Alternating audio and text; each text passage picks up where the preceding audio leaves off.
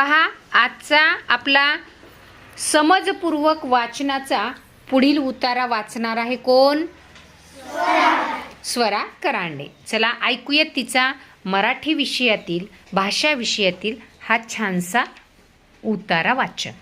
शहाणा ग माझा राजा मनू शाळेच्या पायऱ्या उतरत होता. अचानक त्याला मुसमुसण्याचा आवाज आला. त्यानं इकडं तिकडं पाहिलं तर पायरीच्या कडेला एक फुलपाखरू पडलं होतं. जखमी होतं ते. काय रे झालं तुला? मनून विचारलं. तो गणू दुष्ट आहे, त्यानं मला पकडलं. माझे पंख फाटले. अरे रे, आता मी घरी कसा जाऊ? मला आई पाहिजे ना. कुठं आहे तुझं घर?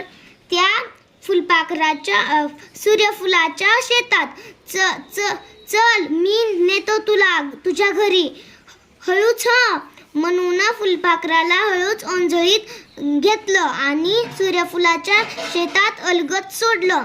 घरी गेल्यावर मनून आईला ही हकीकत सांगितली. आईनं मनूला जवळ घेतलं.